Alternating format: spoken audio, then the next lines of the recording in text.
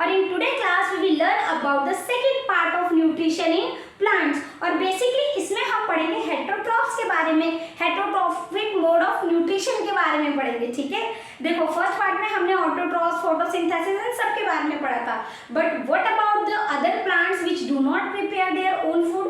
उन पौधों का क्या जो अपना खाना खुद नहीं बना पाते? They depend on other plants और ऑर्गेनिज्म और insect to fulfil their requirement basically. तो फर्स्ट देखो, heterotrophic mode of nutrition, it means the plants take food from the another plant, another insect or other organism, and the plants which do heterotrophic mode of nutrition is known as the heterotrophs। तो सबसे पहले मैं आपको पढ़ाऊंगी insectivorous plants के बारे में। Insectivorous plant, आपको नाम समझ आ रहा है? इंसेक्टिवोरस इट मींस क्या है? इंसेक्ट को खाते होंगे, जैसे पिचर प्लांट।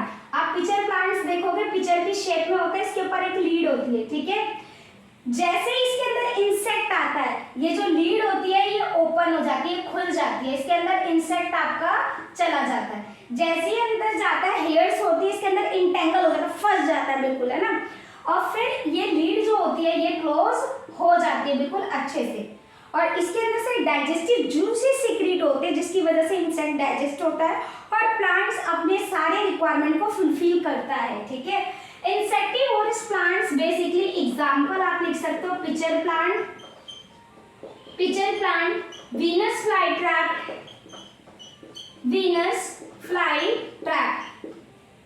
ठीक है, ये जो होते हैं बेटा आपके कैसे होते हैं? ये इंसेक्टिवोरस प्लांट होते हैं। देखो इंसेक्टिवोरस प्लांट्स क्या होते हैं? फोटोसिंथेसिस करते हैं, they are partially heterotrophs. It means ये आधे ऑटोट्रॉफिक होते हैं, आधे हेटेरोट्रॉफिक होते हैं। देखो जितने भी इनकी रिक्वायरमेंट है वो इसकी फुलफिल नहीं हो पाती ऑटोट्रॉफिक मोड ऑफ न्यूट्रिशन से। इट मींस ये फोटोसिंथेसिस तो करता है but not in a proper amount, so that's why they fulfil requirement by eating the insect. तो ये क्या होता है बेटा? पार्शियली हेटेरोट्रॉफिक होता है। कैसा होता है? पार्शियली हेटेरोट्रॉफ्स होता है, पार्शियली हेटेरोट्रॉफ्स होता है। आगे समझ में इंसेक्ट्स को, एक तो पहला हमने क्या पढ़ा? इंसेक्टिवोरस प्लांट, जिसमें हमने पिचर और वीनस फ्लाई ट्रैप को पढ़ा। ठीक है, नेक्स्ट मैं आपको पढ़ाऊंगी पैरासिटिक प्लांट्स के बारे में। देखो अमरबेल सुनी होगी, अगर आप लोग कभी अपने विलेज गए हो, गांव गए हो, तो ऐसे बड़ा सा पेड़ होता है, उसके ऊपर येलो कलर की बहुत सारी ऐसे पतली सी प्लांट्स आपको दिखाई देते हैं, जिसे बोलते हैं केस्कुटा, जिसे हम नॉर्मल लैंग्वेज में बोलते हैं अमरबेल। क्या बोलते हैं बेटा? अमरबेल। ठीक है, आपने कुछ लोगों को देखा होगा वो दूसरे लोगों का यूज करते हैं, है ना, वो दूसरे लोगों से अच्छी चीजें सीख लेते हैं और क्या करते हैं, उनको फिर यूजलेस बना देते हैं। जस्ट लाइक दिस, ये केस्कुटा होता है, अमरबेल, ये पैरासिटिक प्लांट है। पैरासाइट समझते हैं, जैसे आपके बालों में जूं होती है, वो खून चूसती है आपका। ठीक है, इसलिए मेडिकल लगाओ, जूं को भगाओ। तो जैसे जूं होती है वो आपका ब्लड सर्व करती है, लेकिन जूं क्या आपको कोई प्रॉफिट देती है? नहीं देती है। जानवरों के अंदर कीड़े लग जाते हैं, वो कीड़े क्या जानवरों को प्रॉफिट देते हैं? नहीं, स्पेशली डॉग्स वगैरह में, है ना, जो स्ट्रीट डॉग वगैरह में होते हैं। तो basically they are parasite, they take nutrition from the other and they take nutrition from that body that is known as the host plant. उसे क्या बोलते हैं? होस्ट बोलते हैं। जैसे ये वाला पौधा, तो इसे क्या बोलेंगे? होस्ट, जिससे ये अपना फूड गेन कर रहा है। ठीक है, ये होस्ट होता है। ठीक है, ये क्या करते हैं? केस्कुटा सारा न्यूट्रिशन इससे कंज्यूम करता है टोटली, और इसको डेड कर देगा एक टाइम बाद। ठीक है, तो इसे बोलते हैं पैरासिटिक प्लांट। पैरासिटिक प्लांट, इसको क्या बोलते हैं बेटा? पैरासिटिक प्लांट्स बोलते हैं। ठीक है, विच टेक न्यूट्रिशन और which depend on other for their requirement of the host plant and it do not give any benefit to the host plant. तो पैरासिटिक प्लांट्स का एग्जांपल क्या आपका? केस्कुटा। और आपको पता है तो कमेंट बॉक्स में लिखो। ठीक है, नेक्स्ट आपको पढ़ाऊंगी सैप्रोफिटिक प्लांट्स के बारे में, सैप्रोफिटिक मोड ऑफ न्यूट्रिशन के बारे में, जिसमें सैप्रोट्रॉप्स के बारे में पढ़ेंगे। चलो बच्चों, तो पढ़ते हैं सैप्रोट्रॉप्स के बारे में। देखो कुछ जो प्लांट्स होते हैं, they take nutrition from dead and decay organic matter, सड़ी गली चीजों से। जैसे आप मशरूम खाते हो, ठीक है, या फिर आप बारिश के समय अपने गांव गए तो आपने देखा होगा ट्री के ऊपर ऐसे अम्ब्रेला शेप के, मान लो ये आपका ट्री का स्टेम है, यहाँ अम्ब्रेला शेप के ऐसे ऐसे फंगस सा ग्रो कर जाता है। ठीक है, या फिर अगर आपने ब्रेड रख दी है, जैसे बारिश का मौसम है और आपने ब्रेड को कंज्यूम नहीं किया, काफी टाइम से एक्सपायरी हो गया, तो उस पे ग्रीन कलर के पैचेस आ जाते हैं, या रोटी पे भी आ जाते हैं डार्क ग्रीन, डार्क ब्राउन या ग्रीन कलर के, उसको बोलते हैं फंगस। क्या बोलते हैं बेटा? फंगस। और फंगस क्या होता है आपका? सेप्रोट्रॉफ्स होता है, saprophytic mode of nutrition. In saprophytic mode of nutrition plants take their nutrition from the dead and decay organic matter.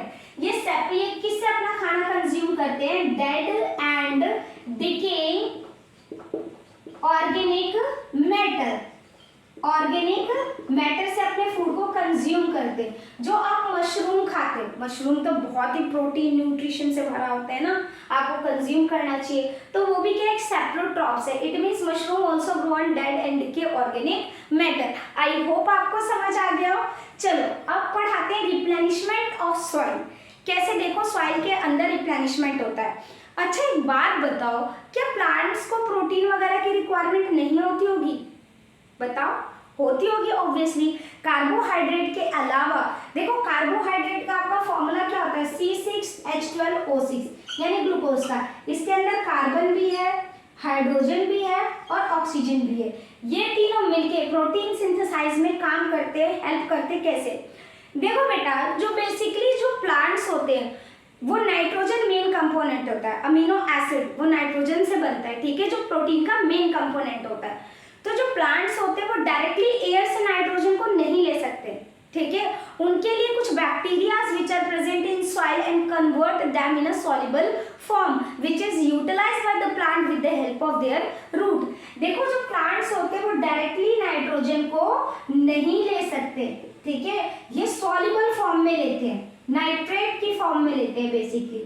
और ये किसकी हेल्प से लेते हैं? Bacterias which are present in the soil, ठीक है, उसकी हेल्प से ये प्रोटीन लेते हैं। देखो लेगुमिनस प्लांट्स जो होते हैं आपके, लेगुमिनस यानी दाल वाले पौधे बोलते हैं ना, जो वेजिटेरियन होते हैं उनको दाल ज्यादा इंटेक करना चाहिए, उसमें बहुत सारा प्रोटीन होता है। कैसे बनता है वो प्रोटीन?